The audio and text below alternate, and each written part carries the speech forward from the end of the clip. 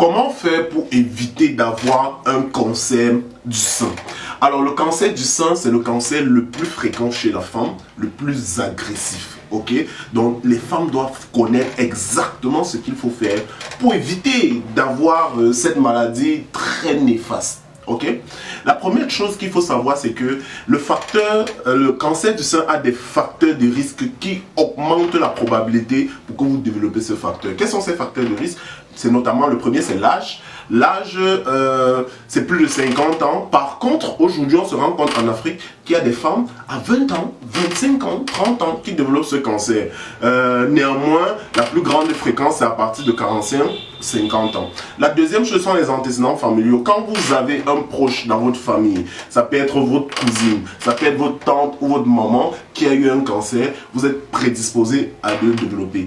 Maintenant là, ce sont des facteurs vraiment qu'on ne peut rien y faire. Avec l'âge, on ne peut pas bagarrer. Avec les antécédents familiaux, on ne peut pas bagarrer. Il y a certains facteurs de risque environnementaux et extérieurs que nous-mêmes, on peut contrôler. Alors, ce qu'il faut comprendre, c'est que le cancer du sein est sensible aux hormones de la femme. Donc tout ce qui va augmenter les oestrogènes dans le sang de la femme va augmenter la fréquence de développer un cancer du sein. Quels sont ces éléments? Et à chaque élément, on pourra combattre cet élément. Le premier élément, c'est le surpoids ou encore l'obésité. La présence d'un excès de graisse sous la peau permet d'augmenter le taux d'œstrogène. Ok.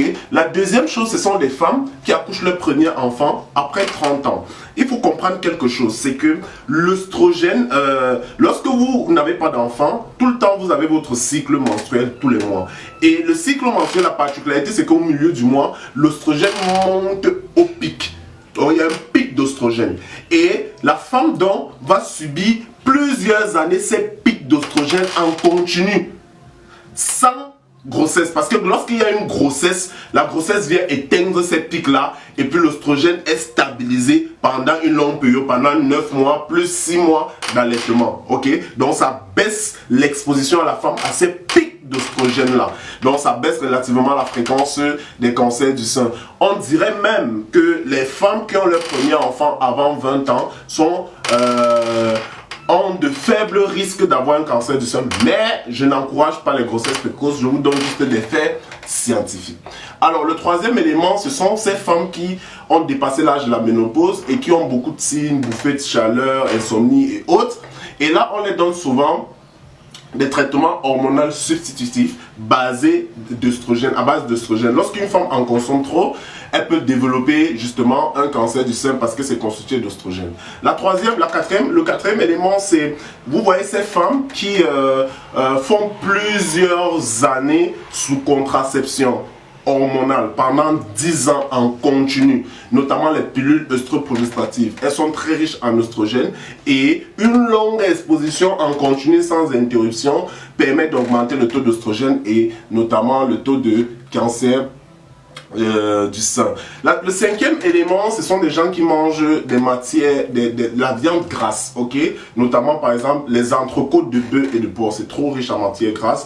La peau du porc par exemple, sur la peau du porc il y a beaucoup de matières grasses et lorsque vous mangez ça continuellement, vous êtes exposé à avoir un cancer du sein. L'autre élément, c'est l'alcool. Alors l'alcool agit sur deux flancs.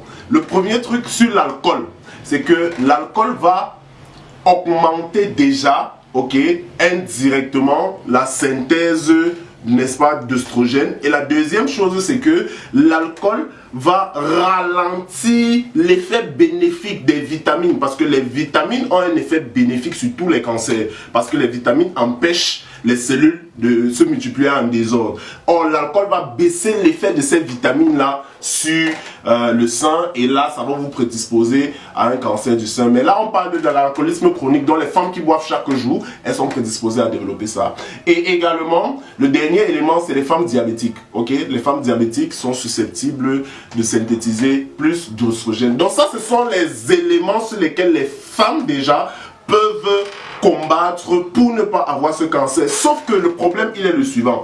La fréquence des cancers liés à ces facteurs de risque est très minime. Ok? C'est moins de 5%.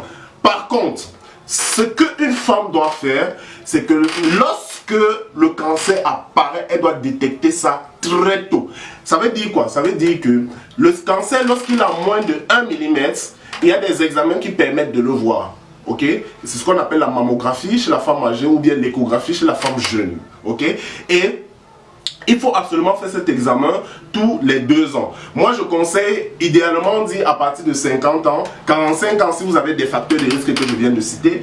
Mais à partir de, moi je dis, toutes les femmes à partir de 30 ans déjà doivent faire une échographie pour être sûr que il n'y a pas de problème dans leur sein et tous les 3-4 ans, elles continuent. Mais à partir de 50 ans, c'est tous les 2 ans qu'il faut faire une mammographie. Donc, voilà comment est-ce qu'une femme peut tout faire pour ne pas avoir le cancer du sein. Premièrement, en bagarrant contre les facteurs de risque qu'elle peut lutter contre. Et deuxièmement, en faisant ses contrôles préventifs. Parce que lorsqu'on le voit très tôt, c'est un jeune enfant, on le traite facilement. Mais lorsque vous palpez déjà et que vous avez une masse et qu'elle se révèle être un cancer, on peut parfois traiter, mais parfois ça peut être tard. Donc, je vous invite tous à faire votre dépistage. Et certaines femmes vont me dire, docteur, le dépistage est généralement coûteux. Oui, c'est vrai, mais lors de certaines campagnes de santé, on fait tout pour réduire le prix au minimum pour que les femmes puissent accéder à cet examen. C'est ainsi que nous organisons une campagne de santé, une campagne de dépistage pour le cancer du sein, notamment les mammographies et les échographies